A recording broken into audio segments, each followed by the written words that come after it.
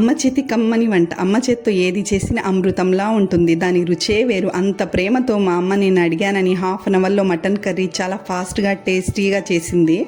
Hi friends, welcome to Zoya's kitchen. ఈరోజు మా అమ్మ మటన్ కర్రీ ఎక్కువ మసాలాలు వేయకుండా చాలా ఫాస్ట్ అండ్ టేస్టీగా చేసింది. ఎంత ఫాస్ట్గా చేసిందంటే 20 మినిట్స్లో కర్రీ రెడీ అయిపోయింది. ఎలా చేయాలో చూడండి.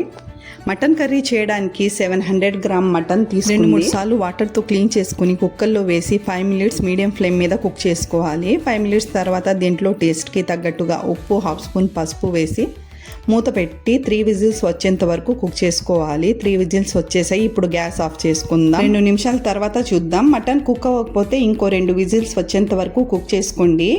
ఇప్పుడు గ్యాస్ ఆన్ చేసి గిన్నె పెట్టి దాంట్లో 3 పెద్ద స్పూన్ ఆయిల్ వేసుకొని ఆయిల్ వేడయ్యాక 2 మీడియం సైజ్ ఆనియన్, చీలికగా కట్ చేసుకున్న 3 గ్రీన్ చిల్లీ వేసి 1 నిమిషం ఫ్రై చేసుకొని దీంట్లో 2-3 స్పూన్ల అల్లం వెల్లుల్లి పేస్ట్ వేసుకొని 1 నిమిషం ఫ్రై చేసుకోవాలి, పచ్చి వాసన పోయేంత వరకు. ఇప్పుడు దీంట్లో ఉడికించుకున్న మటన్ వేసుకుందాం. మసాలా మొత్తం మటన్ పీస్కి పట్టేట్టుగా ఒకసారి చక్కగా కలుపుకుందాం. దీన్ని కలుపుకున్న తర్వాత గ్యాస్ని మీడియం ఫ్లేమ్ మీద పెట్టి మూత పెట్టి 2 నిమిషాలు కుక్ చేసుకుందాం. మసాలా మటన్ పీస్కి మంచిగా పడుతుంది. 2 మినిట్స్ తర్వాత చూడండి, ఆయిల్ సపరేట్ అయింది, మసాలా మంచిగా కుక్ అయిపోయింది. ఇప్పుడు దీంట్లో కారం వేసుకోవాలి. 2 స్పూన్ల కారం వేసి ఓసారి కలుపుకోవాలి. మీరు మీ టేస్ట్కి తగ్గట్టుగా కారం వేసుకోండి.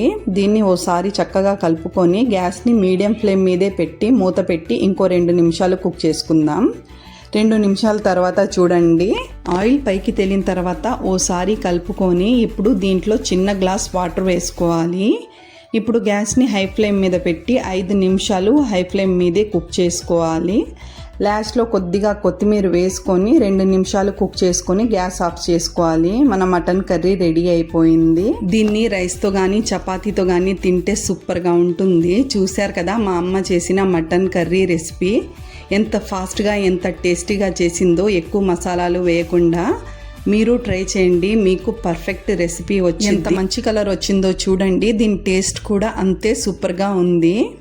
మీకు మా అమ్మ చేసిన మటన్ కర్రీ రెసిపీ నచ్చితే నా ఛానల్ని సబ్స్క్రైబ్ చేసుకోండి ఫ్రెండ్స్. లైక్ అండ్ షేర్ చేయడం మర్చిపోకండి. Okay friends, bye.